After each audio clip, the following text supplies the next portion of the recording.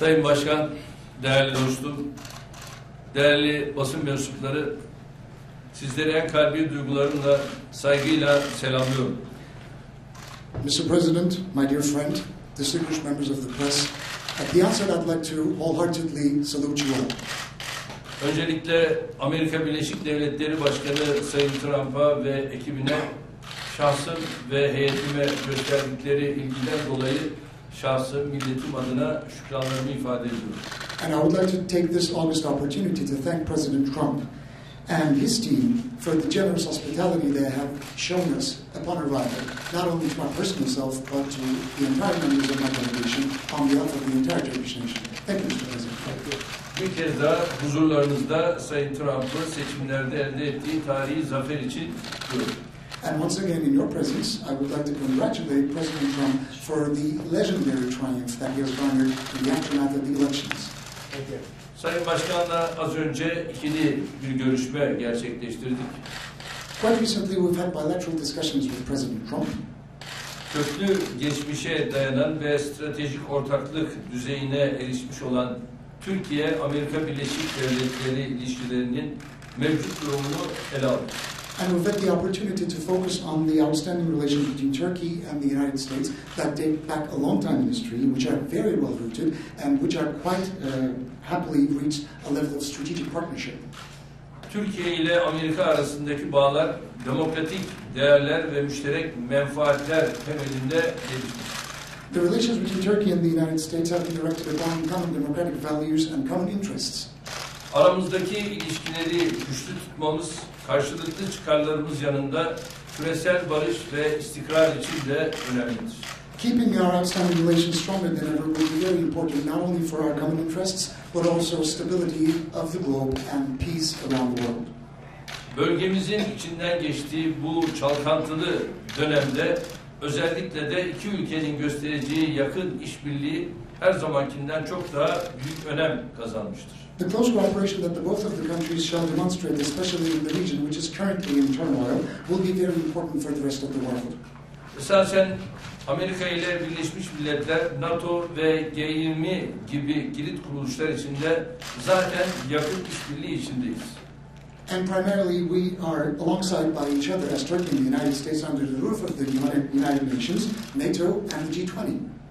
Önümüzdeki süreçte bu platformlar başta olmak üzere her alanda diyalog ve dayanışmamızı daha da artırmanın kararındayız. We have been enjoying close cooperation in all of these platforms, in all of these fora around the world, and in the future to come, we are going to focus on making sure that we're going to expand our close cooperation and build on the outstanding dialogue that we enjoy.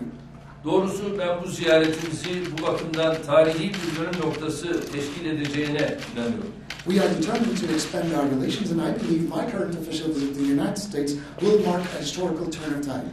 Gerek ikili görüşmemiz, gerek biraz sonra yapacağımız heyetler arası görüşmenin geleceğimize yönelik çok daha büyük kazanımlar elde edeceğimize fırsat tanıyacağına inanıyorum. Whether it be throughout our bilateral discussions, whether it be the discussions that we shall have between the delegations, I think we are going to enjoy some further gains in terms of the future of our relations. Ekonomi, ticaret, yatırım, enerji ve savunma sanayi alanlarında işbirliğimizi artırma konusunda hemfikiriz. We seem to agree on expanding our relations in the field of economy, trade, reciprocal investments, energy, and defense industry. DAEŞ başta olmak üzere bölgemizdeki tüm terör örgütlerine karşı müşterek bir dayanışma ortaya koymamız büyük önem ifade etmektedir. It is going to be very important for us to forge a close solidarity and cooperation in the field of fighting terrorism, primarily with Daesh and all the other terrorist organizations in the region.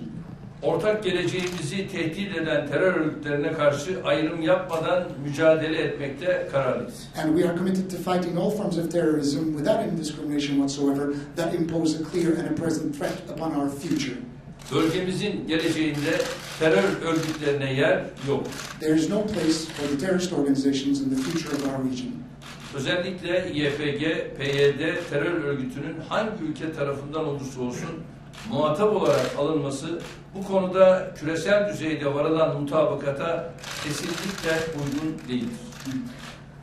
Taking YPG and PYD in the region, taking them into consideration in the region will never be accepted, and it is going to be against a global agreement that we have reached.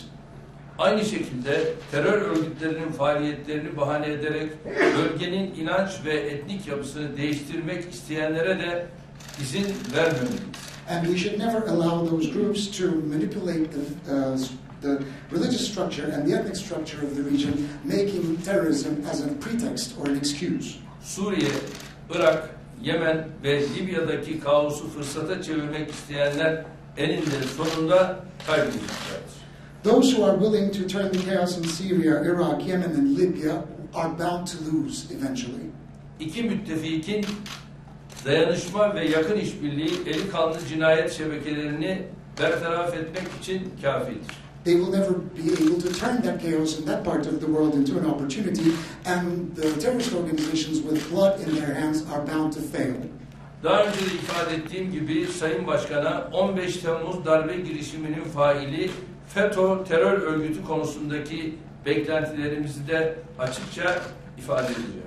And as I have previously done so, I have been very frankly communicating our expectations with regard to the Fethullahist terrorist organization, which we have notified our friends of their involvement in the failed coup of July 15th in Turkey. Suriye ve Irak'ta atabileceğimiz ortak adımları değerlendirdik. And we have taken into consideration the joint steps that we can take forward in Syria and Iraq. Tabii Sayın Trump'ın seçim zaferi Türkiye'nin de içinde bulunduğu bölgede yeni beklentilerin doğmasına, umutların filizlenmesine yol açmıştır. Of course, President Trump's recent election victory has led to the awakening of a new set of aspirations and expectations and hopes in our region. Biz yeni ABD yönetiminin bu umutları boşa çıkarmayacağına inanıyoruz. And we know that by the help of the new U.S. administration, these hopes will not be lost in vain. Bilhassa Suriye rejiminin son kimyasal saldırısı sonrası takınılan kararlı tutumu oldukça yerinde buluyoruz. And we find that it was the most necessary answer to be given to the Syrian regime, especially in the aftermath of the recent chemical attacks that took place. Terör örgütleriyle ilkeli ve kararlı mücadele konusunda geçmişte yaşanan hataları telafi edecek adımların devamının geleceğini ümit ediyoruz. And we know that in terms of keeping up with the principle and committed fight against the terrorist organizations all around the world, we will not repeat the mistakes of the past, and we will continue down this path together. Bölgesel istikrar ve güvenliğin temininde Türkiye, Amerika Birleşik Devletleri işbirliği çok önemlidir. In the restoration and the establishment of stability and security of the region in question, the alliance and the partnership and cooperation between the United States and Turkey is of vital importance. Sayın Trump ile istişarelerimizi yoğunlaştırma, işbirliğimizi bundan sonra da kararlı bir şekilde devam ettirmenin inanıyorum ki kararlılığı içindeyiz. I hope and pray that both of us will be committed to expanding further our cooperation in the future, along with consulting each other more frequently. Bugün temelleri atılan yeni dönemin ülkelerimiz açısından hayırlara vesile olmasını diliyorum.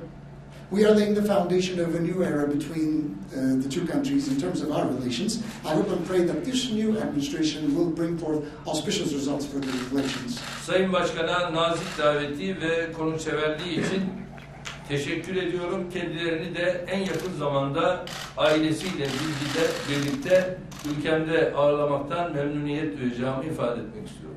And I'd like to thank President Trump for his very kind and cordial invitation, and I'm looking forward to hosting him in Turkey along with his entire family.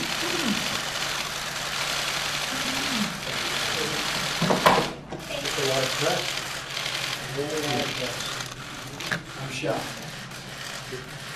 It is a great pleasure to welcome President Erdogan for his first visit to the White House in years.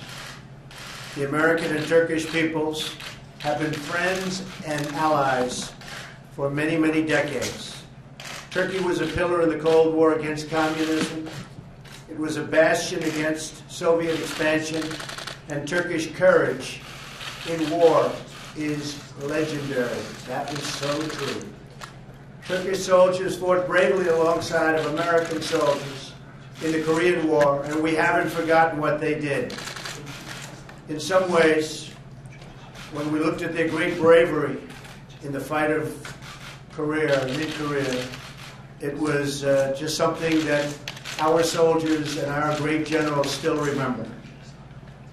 Supreme Commander General Douglas MacArthur singled out and praised the exemplary valor of the Turkish soldier, said some of the great soldiers of the world. Today we face a new enemy in the fight against terrorism, and again we seek to face this threat together. The Turkish people have faced horrible terrorist attacks in recent years and even recently. We offer our compassion to the victims, and we offer our support to the Turkish nation.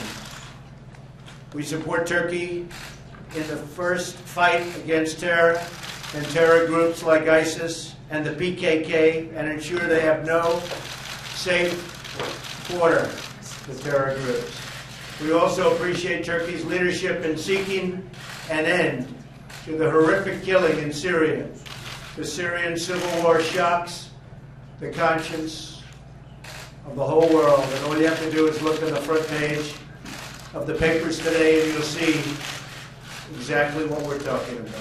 We also support any effort that can be used to reduce the violence in Syria and create the conditions for a peaceful resolution.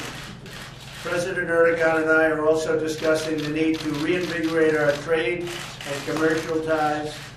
These are areas where we can build a relationship that will benefit both of our countries. Military equipment was ordered by Turkey and the President, and we've made sure that it gets there quickly. I look forward to working together with President Erdogan on achieving peace and security in the Middle East, on confronting the shared threats, and on working toward a future of dignity and safety for all of our people. Mr. President, thank you for visiting our country and joining us today at the White House. It is a great honor to have you with us. Thank you. Thank you. Thank you all very much. Appreciate it. We're going to go to Talk the about what we meeting. need. Mr. President, about what the intelligence that you spoke to the Iraqis about? Well, we had a very, very successful meeting with the Foreign Minister of Russia. Our fight is against ISIS. As General McMaster said, I thought he said, and I know he feels, that we had actually a great meeting with the Foreign Minister. So we're going to have a lot of great success over the next coming years. And we want to get as many to help fight terrorism as possible. And that's one of the beautiful things that's happening with Turkey. The relationship that we have together will be unbeatable. So thank you all very much. I appreciate it. Mr. President, you know the source of that information.